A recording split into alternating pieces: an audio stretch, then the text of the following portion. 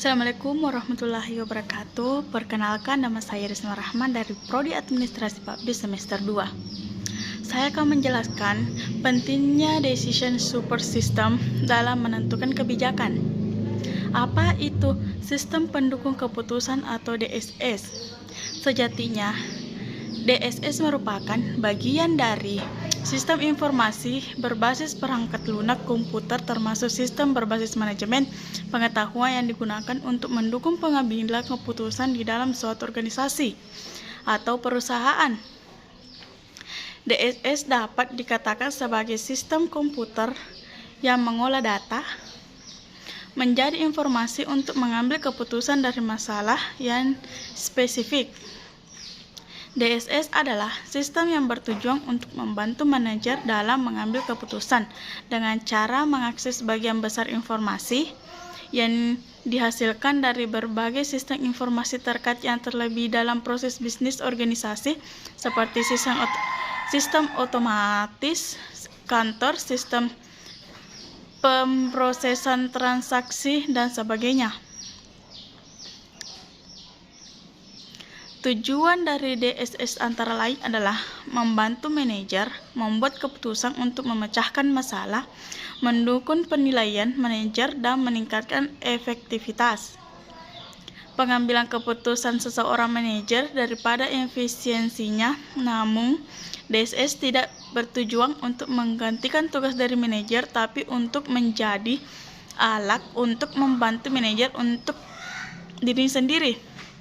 DSS sebenarnya merupakan pelaksanaan atau wujud nyata dari teori-teori pengambilan keputusan yang sudah diperkenalkan lebih dulu oleh ilmu-ilmu seperti operation, research, dan manajemen insinyur. DSS memiliki cara kerja yang interaktif. Jika dulu saat akan menyelesaikan masalah kita harus melakukan perhitungan nilai minimum, maksimum, atau optimum dengan cara manual, maka DSS yang merupakan progresis alamiah dari sistem pelaporan informasi dan sistem perosesan transaksi akan membantu hal-hal tersebut.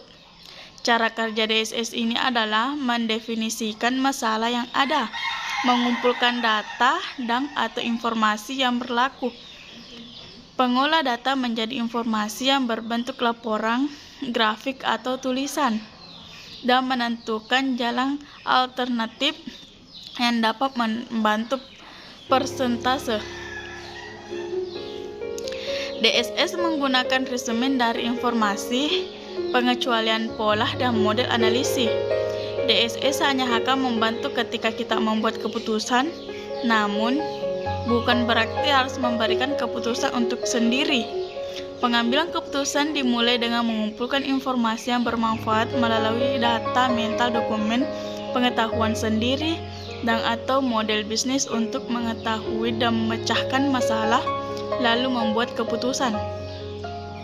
Perangkat lunak DSS sering disebut juga dengan DSS generator.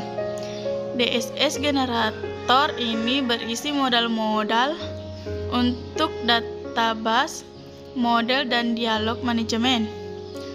Modul database manajemen sistem DBMS ini menyediakan beberapa hal seperti creation, interrogation, dan maintenance untuk DSS DBMS. Modul ini memiliki kemampuan untuk menentukan sistem database yang telah disimpan. Data SSDBMS untuk mengatasi masalah data yang diperlukan bisa berasal dari database internal atau eksternal. Dalam sebuah organisasi, data internal dihasilkan oleh sistem. Data eksternal berasal dari berbagai sumber seperti surat kabar, layanan, data online, database, keuangan, pemasaran, sumber daya manusia. Sedangkan model manajemen sistem MMS digunakan menyajikan kemampuan membuat, menjaga, dan manipulasi ke dalam bentuk model matematika. Model dasar ini menampilkan elektronik spreadsheet. MMS ini menyimpan dan mengakses modal yang manajer gunakan untuk membuat keputusan. Model seperti ini digunakan untuk merancang fasilitas manufaktur, menganalisis kesehatan keuangan suatu organisasi, meramalkan permintaan akan produk atau layanan, dan sebagainya. Sementara itu, model dialog digunakan untuk menarik perhatian para pengguna untuk menghubungkan langsung antara pengguna dengan komputer dalam mencari solusi. Selain DBMS, MS, dan model dialog, komponen atau modul lain yang ada di DDS yaitu alat pendukung seperti bantuan online, diagram-diagram, interface yang mudah digunakan, analisis grafik, mekanisme koreksi kesalahan, memudahkan interaksi pengguna dan sistem. Sedangkan tipe-tipe DSS terdiri dari 5 sistem. Pertama, status query sistem membantu dalam mengambil keputusan manajer tingkat operasional, manajer atau tingkat menegah, misalnya jadwal kerja harian ke mesin atau mesin ke operator. Kedua, data analisis sistem, analisis komparatif dan pengguna rumus atau algoritma, misalnya analisis arus kas, analisis persediaan, dan lain-lain. Ketiga, information analisis sistem. Dalam sistem ini, data dianalisis dan laporan informasi dihasilkan, misalnya analisis penjualan, sistem piutang, dagang, analisis pasar, dan sebagainya. Keempat, accounting sistem, pelacak informasi akuntansi dan keuangan, misalnya akun akhir piutang, hutang akun, dan lain-lain, yang melacak aspek utama bisnis. Kelima, model base sistem, model simulasi atau model optimasi yang digunakan untuk mengambil keputusan, jarang digunakan dan menciptakan panduan untuk operasi atau manajer. Dalam pelaksanaannya, DSS biasanya juga menggunakan bantuan dari sistem lain, misalnya artificial intelligence, expert system, fusiologi, dan sebagainya.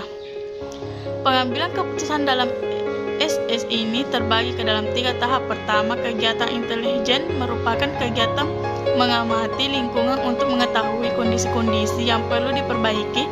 Kegiatan ini merupakan tahapan dalam perkembangan cara berpikir. Untuk melakukan kegiatan intelijen ini diperlukan sebuah sistem informasi di mana informasi yang diperlukan ini didapatkan dari kondisi internal maupun eksternal, sehingga seorang manajer dapat mengambil sebuah keputusan dengan cepat. Kedua, kegiatan merancang merupakan sebuah kegiatan untuk menemukan, mengembangkan, dan menganalisis sebagai alternatif tindakan yang mungkin untuk dilakukan. Tahap perencanaan ini meliputi pengembangan dan pengevaluasian serangkaian kegiatan alternatif. Ketiga, kegiatan memiliki dan menelaah yang digunakan untuk memilih satu kerangkaian tindakan tertentu dari beberapa yang tersedia dan melakukan penelitian terhadap tindak yang telah dipilih. Keputusan yang dihasilkan DSS dibagi menjadi 3 jenis. Pertama, keputusan terprogram adalah jenis keputusan yang dilakukan secara berulang dan rutin. Informasi yang dibutuhkan spesifik, terjadwal, pada interaktif, tepat waktu, internal, dan detail. Prosedur yang dilakukan untuk mengambil keputusan sangat jelas. Keputusan ini utamanya dilakukan oleh manajemen tingkat bawah, contohnya keputusan untuk memesan barang dan keputusan penagihan hutang, menentukan kelayakan lembur, mengisi persediaan, dan menawarkan kredit pada pelanggan. Kedua, keputusan semi terprogram merupakan keputusan yang bersifat sebagai keputusan dapat diselesaikan oleh komputer, namun keputusan lain tetap harus diselesaikan oleh pengambilan keputusan itu sendiri. Informasi dibutuhkan spesifik, interaktif, internal, real time, dan terjadwal. Contohnya, mengevaluasi kredit, menjadwalkan produksi, dan mengendalikan persediaan, perencanaan, rencana pemasaran, dan mengembangkan anggaran departemen. Ketiga, keputusan tidak terprogram merupakan keputusan yang penanganannya rumit karena tidak terjadi secara berulang atau jarang terjadi. Informasi dibutuhkan adalah informasi yang bersifat umum, luas, internal, dan eksternal. Keputusan ini biasanya terjadi pada manajemen tingkat atas. Keputusan tidak terprogram terjadi dalam situasi yang tidak bisa ditangani, maka keputusan yang diambil akan menjadi keputusan baru.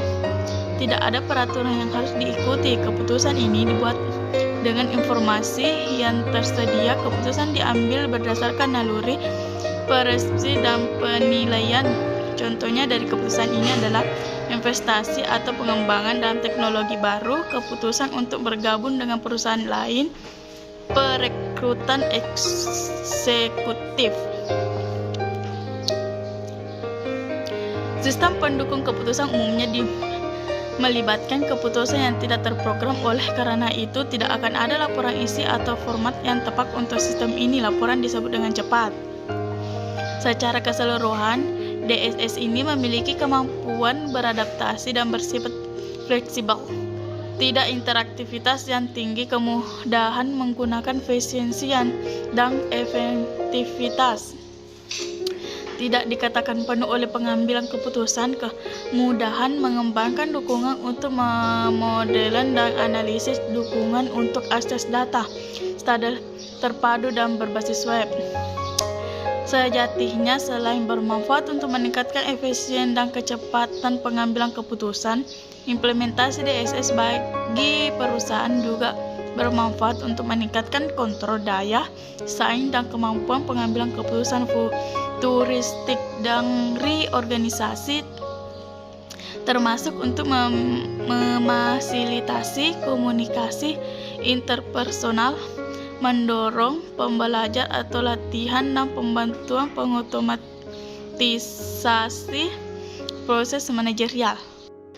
Sekian dan terima kasih. Wabillahi taufiq wal hidayah. Assalamualaikum warahmatullahi wabarakatuh.